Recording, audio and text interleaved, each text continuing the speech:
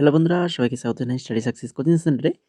বন্ধুরা, আজকে তোমাদের জন্য চলে এসেছি প্র্যাকটিস সেট নম্বর 39 নিয়ে, যেটা তোমাদের এসএসসি এমটিএস 2025-এর জন্য খুবই গুরুত্বপূর্ণ এবং তার পাশাপাশি এসএসসি জিডি, সিএইচএসএল, সিজিএল।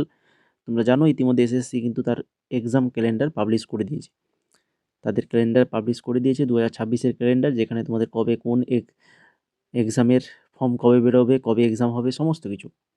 তোমরা যদি না দেখে থাকো আমাদের টেলিগ্রামে চলে যাও, ওখানে দিয়ে দেওয়া হয়েছে, সেগুলো দেখে নেবে। সামনে কিন্তু 2026-এর সমস্ত কিছু, এসএসসির সমস্ত কিছু এক্সাম, আবার 2026-এই তোমাদের কিন্তু এমটিএসও এক্সাম আবারও ঘুরে হবে। ফেব্রুয়ারিতে তো হচ্ছে 2025-এরটা, এবং 2026-এই এক্সাম হবে। আর যারা তোমরা এক্সাম দেবে ফেব্রুয়ারিতে, নিশ্চয়ই তোমাদের প্রস্তুতি হয়ে আছে, কেন তোমরা কিন্তু এই এক্সামের জন্য অনেকটাই সময় কিন্তু বেশি পেয়ে গেছো, তাই কি না? অনেকটাই সময় বেশি পেয়ে গেছো। যাদের প্রস্তুতি এখনও কমপ্লিট হয়নি, তো এই কটা দিন রয়েছে, সেই কটা দিনে কিন্তু ভালো করে নিজেকে প্রস্তুত করে নাও। নিজে দেখো, প্র্যাকটিস সেটগুলো দাও, মক টেস্ট দাও এবং ক্লাসগুলো কন্টিনিউয়াস করো। আগের যে ক্লাসগুলো করেছি সেগুলো কিন্তু অবশ্যই দেখো, ঠিক আছে? তো এখন দেখো আজকে ক্লাসে ফার্স্ট কোশ্চেন, আদিত্য এল1 মহাকাশযানটি কোন ল্যাংরেঞ্জ বিন্দুতে পরিভ্রমণ করে? কোন ল্যাংরেঞ্জ বিন্দুতে পরিভ্রমণ করে আদিত্য এল1? সঠিক অ্যান্সার হবে L1। L1 হয়ে যাবে এখানে অপশান নাম্বার এ সঠিক আনসার। তারপরে দেখো 2 নম্বর কোশ্চেন, ভারতের কোন শিল্পাঞ্চলটি তুলা বস্ত্র শিল্পে আধিপত্যের জন্য ঐতিহাসিকভাবে প্রসিদ্ধ এবং ভারতের ম্যানচেস্টার নামে পরিচিত? ভারতের কোন শিল্পাঞ্চলটি তুলা বস্ত্র শিল্পে আধিপত্যের জন্য ঐতিহাসিকভাবে প্রসিদ্ধ এবং ভারতের ম্যানচেস্টার নামে পরিচিত? সঠিক answer option number D, Ahmedabad Vadodara শিল্পাঞ্চল। আমেদাবাদ ভাদোদরা শিল্পাঞ্চল, অপশান নাম্বার ডি সঠিক অ্যান্সার। 3 নম্বর কোশ্চেন, নিম্নলিখিত মন্তব্য যুক্তি অ্যাসারেশন আর রিজন পড়ে সঠিক উত্তরটি নির্বাচন করো। ফার্স্ট যেটা রয়েছে, পরবর্তী প্রজন্মের উৎক্ষেপণ যানের জন্য উন্নত রকেট ইঞ্জিন নকশায় স্পার্ক টর্চ ইগনাইটার ক্রমশ অন্তর্ভুক্ত করা হচ্ছে। স্পার্ক টর্চ ইগনাইটার অন্তর্ভুক্ত করা হচ্ছে। এগুলি চরম পরিবেশেও নির্ভরযোগ্য এবং একাধিকবার পুনরায় জ্বালানোর সক্ষমতা প্রদান করে, ফলে জটিল মিশন ও ইঞ্জিন পুনর্ব্যবহার সম্ভব হয়। তাহলে অ্যাসারেশন আর রিজন রয়েছে, তো সঠিক অ্যান্সার কী হবে? সঠিক অ্যান্সার এখানে কোনটা হবে না, এ আর আর উভয়ই কিন্তু এখানে সঠিক রয়েছে এবং আর এর সঠিক ব্যাখ্যা, ঠিক আছে? দুটোই কিন্তু এখানে সঠিক এবং আরটা এর সঠিক ব্যাখ্যা। তারপরে দেখো 4 নম্বর, ডিএনএ প্রতিলিপি প্রক্রিয়ায় ওকাজাকি ফ্র্যাগমেন্ট যুক্ত করার জন্য প্রধানত কোন এনজাইম দায়ী? ডিএনএ প্রতিলিপি প্রক্রিয়ায় ওকাজাকি ফ্র্যাগমেন্ট যুক্ত করার জন্য কোন এনজাইম দায়ী? সঠিক answer DNA ligase. DNA ligase, option number B সঠিক অ্যান্সার। কোশ্চেনগুলো কিন্তু তোমাদের এক্সামের জন্য কিন্তু খুবই গুরুত্বপূর্ণ। এই সকল কোশ্চেনগুলো কিন্তু রিসেন্ট এক্সামে কিন্তু আসছে, এমটিএসের এক্সামে, ঠিক আছে? নিম্নলিখিত বিবর্তনমূলক ঘটনাগুলি কালানুক্রমে সাজাও। বিবর্তন যেগুলো রয়েছে, প্রথম ইউক্যারিওটিক, প্রথম প্রোক্যারিওট, তারপরে বহুকোষী জীবের উদ্ভব, তারপরে অক্সিজেন সঞ্চয়, এগুলোকে আমাদেরকে সাজাতে হবে, কালানুক্রমে সাজাতে হবে। তো যদি সাজাই আমরা তাহলে কি পাবো না, প্রথমে আমরা পাবো এই যে বি, তারপরে ডি, তারপরে এ, তারপরে সি, অর্থাৎ প্রথমে বি অর্থাৎ প্রথম প্রোক্যারিওট, তারপরে হচ্ছে অক্সিজেন সঞ্চয়, তারপরে হচ্ছে প্রথম ইউক্যারিওট, তারপরে হবে বহুকোষীয় জীবের উদ্ভব। এরপরে চলে যাও 6 নম্বর কোশ্চেন, ভারতীয় নাগরিক সুরক্ষা সংহিতা বিএনএসএস অনুযায়ী ফৌজদারি মামলায় যুক্তিতর্ক শেষ হওয়ার পর কত দিনের মধ্যে রায় ঘোষণা করতে হবে?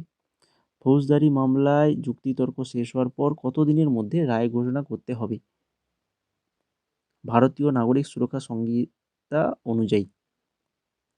সঠিক অ্যান্সার অপশন নাম্বার সি, অর্থাৎ 30 দিনের মধ্যে প্রয়োজনে 45 দিন পর্যন্ত বৃদ্ধি করা যায়। 30 দিনের মধ্যে করতে হবে, প্রয়োজন হলে 45 দিনের মধ্যে বৃদ্ধি করা যেতে পারে 45 দিন পর্যন্ত।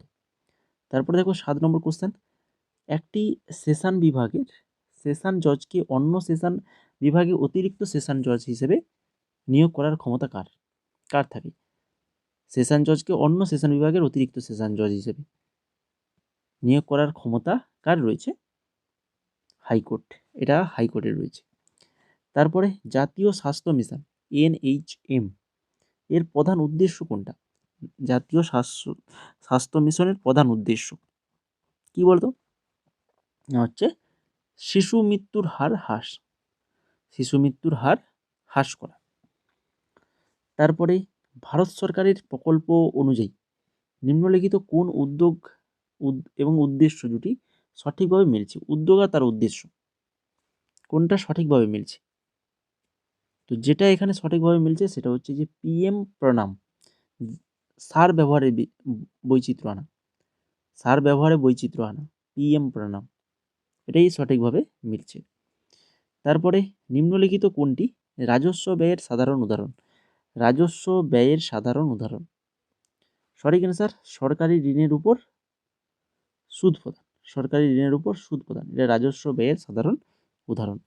আর তোমরা যারা ক্লাসটাকে এখনো লাইক করোনি তো অবশ্যই বলবো ক্লাসটা যদি ভালো লেগে থাকে লাইক কমেন্ট শেয়ার করবে। আর বাকি দেখো, এখন তোমাদের সামনে এক্সাম, এখন কিন্তু এক্সট্রা ডিটেলস দিয়ে ক্লাস করানো আমি মনে করি এখন উচিত নয়। আমার যা কিছু এক্সট্রা ডিটেলস ক্লাস করেছি আমরা আগে করে দিয়েছি, অনেক আমরা টপিক ওয়াইজ ক্লাস করিয়েছি, প্রিভিয়াস ইয়ার করিয়েছি। এখন আমি মনে করি যে এখন শুধুমাত্র কোশ্চেন অ্যান্সার, এখন শুধু তোমরা কোশ্চেন অ্যান্সার পড়ে যাও। যাদের প্রিপারেশান নেই, যারা মাঝখানে বন্ধ করে দিয়েছো, তোমরা আমাদের আগের ক্লাসগুলো দেখো, এক্সট্রা ডিটেলস দিয়ে ক্লাসগুলো করানো হয়েছে বা আমাদের নোটসগুলো যে রয়েছে। এখন তোমরা নোটস আমাদের 149 টাকায় সমস্ত নোটস পেয়ে যাবে MTS-এর। তো তার জন্য হোয়াটসঅ্যাপে মেসেজ করবে, নোটসগুলো পড়ো, আমাদের আগের ক্লাসগুলো দেখো, ঠিক আছে? সেখানে এক্সট্রা ডিটেলস দিয়ে আমরা ক্লাস করিয়েছি বা নোটসে এক্সট্রা ডিটেলস দেওয়া আছে। এখন বাকি শুধুমাত্র কোশ্চেন অ্যান্সার প্র্যাকটিস করে যাও, প্র্যাকটিস সেটগুলো শুধু কোশ্চেন অ্যান্সার এখান থেকে পড়ে যাও, নিজেকে প্র্যাকটিস করে যাও, দেখো নিজে বিভিন্ন মক টেস্ট দাও, ঠিক আছে? তো এখন দেখো 11 নম্বর কোশ্চেন যেটা রয়েছে, নিম্নলিখিত কোন বক্তব্যটি সামষ্টিক অর্থনীতির সঠিক ধারণা প্রকাশ করে? সামষ্টিক অর্থনীতির সঠিক ধারণা প্রকাশ করে, সঠিক অ্যান্সার হবে কি? সঠিক অ্যান্সার হবে যখন সাধারণ মূল্যস্তর বৃদ্ধি পায় তখন অর্থের মূল্য হ্রাস পেতে পারে। যখন সাধারণ মূল্যস্তর বৃদ্ধি পায় তখন অর্থের মূল্য হ্রাস পেতে থাকে। তারপরে চলে যাও 12 নম্বর কোশ্চেন, কী রয়েছে দেখো, গ্লোবাল এনার্জি ট্রানজিশন ইন্ডেক্স এর প্রধান লক্ষ্য ক্ষেত্র কোনটি? গ্লোবাল এনার্জি ট্রানজিশন ইন্ডেক্স সেটার প্রধান লক্ষ্য ক্ষেত্র কোনটা? জ্বালানি নিরাপত্তা, স্থায়িত্ব ও সমতা। জ্বালানি নিরাপত্তা, স্থায়িত্ব এবং সমতা। তারপরে ইউ তিরোত সিং কোন অঞ্চলের ব্রিটিশদের সড়ক নির্মাণ প্রচেষ্টার বিরুদ্ধে তীব্র প্রতিরোধ গড়ে তোলার এক আদিবাসী নেতা ছিলেন? কোন অঞ্চলে ব্রিটিশদের সড়ক নির্মাণ প্রচেষ্টার বিরুদ্ধে তীব্র প্রতিরোধ গড়ে তোলার একজন আদিবাসী নেতা ছিলেন? ইউ তিরোত সিং, ইনি হচ্ছেন খাসিপার অঞ্চলে ব্রিটিশদের সড়ক নির্মাণ প্রচেষ্টার বিরুদ্ধে প্রতিরোধ করেছিলেন। 1857 সালের বিদ্রোহের সময় বিশিষ্ট আদিবাসী নেতা ভীমা নায়ক কোন অবদানের জন্য পরিচিত? আদিবাসী নেতা ভীমা নায়ক কোন অবদানের জন্য পরিচিত? তিনি মধ্যপ্রদেশের সাতপুরা অঞ্চলে আদিবাসী বিদ্রোহ নেতৃত্ব দেওয়া এবং ব্রিটিশদের বিরুদ্ধে গেরিলা যুদ্ধ সংগঠিত করা। মধ্যপ্রদেশের সাতপুরা অঞ্চলের আদিবাসী বিদ্রোহের নেতৃত্ব দেওয়া এবং ব্রিটিশদের বিরুদ্ধে গেরিলা যুদ্ধ সংগঠন করা। তারপরে 15 নম্বর কোশ্চেন, 1991 সালের আগে ভারতের বাণিজ্য নীতির প্রধান বৈশিষ্ট্য কী ছিল? 1991 সালের আগে ভারতের বাণিজ্য নীতির প্রধান বৈশিষ্ট্য ছিল উচ্চ শুল্ক ও কোটা ব্যবস্থা, ঠিক আছে? উচ্চ শুল্ক ও কোটা ব্যবস্থা ছিল। সরকারি খাতের শিল্প সম্পর্কে নিম্নলিখিত কোন বক্তব্যটি সঠিক? সরকারি খাতের শিল্প সম্পর্কে এগুলি সরকার কর্তৃক মালিকানাধীন ও পরিচালিত। এগুলি সরকার কর্তৃক মালিকানাধীন ও পরিচালিত। তারপরে নিম্নলিখিত মন্তব্য আর যুক্তি, অ্যাসারেশনস আর হচ্ছে রিজনস, পড়ে সঠিকটা খুঁজতে হবে। তৃতীয় পঞ্চবার্ষিক পরিকল্পনা তার লক্ষ্য পূরণের ব্যর্থ হয়েছিল, আর এই ব্যর্থতার প্রধান কারণ ছিল যুদ্ধ ও খরার মতো বহিরাগত আঘাত।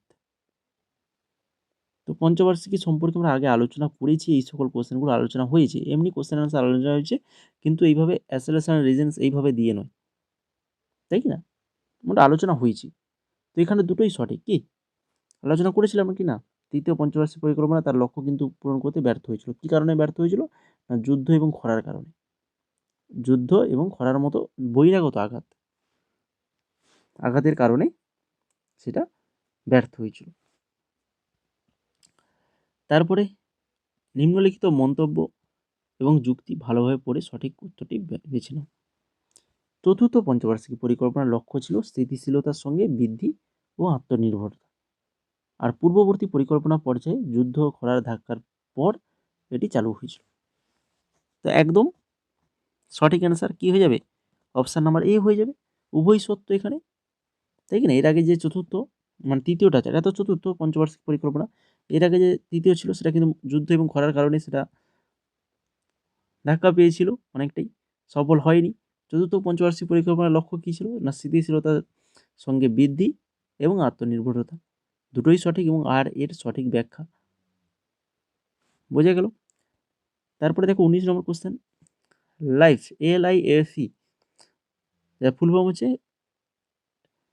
লাইফস্টাইল ফর এনভায়রনমেন্ট উদ্যোগ সম্পর্কে নিম্নলিখিত বক্তব্যগুলি বিবেচনা করো। 1 নম্বরে রয়েছে ভারত কর্তৃক COP26 চালু করা হয়। এটি নাগরিক অংশগ্রহণের পরিবর্তে সরকারি নিয়ন্ত্রণের উপর জোর দেয়। এটি পুনর্ব্যবহার হ্রাস, পুনর্ব্যবহারযোগ্য অভ্যাসকে উৎসাহিত করে। তো তিনটে রয়েছে বিবৃতি, তিনটা বক্তব্য, তো কোনটা সঠিক?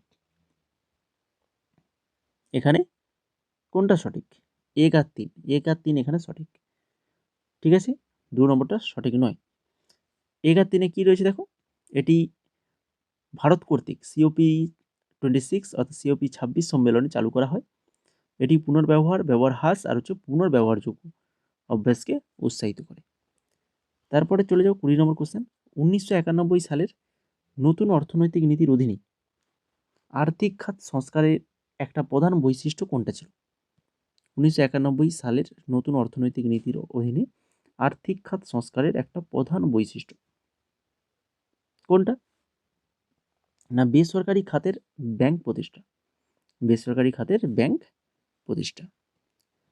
তারপরে 21 নম্বর, নিম্নলিখিত মন্তব্য এবং যুক্তি, আবারও অ্যাসারেশনস আর হচ্ছে রিজনস থেকে কোশ্চেন।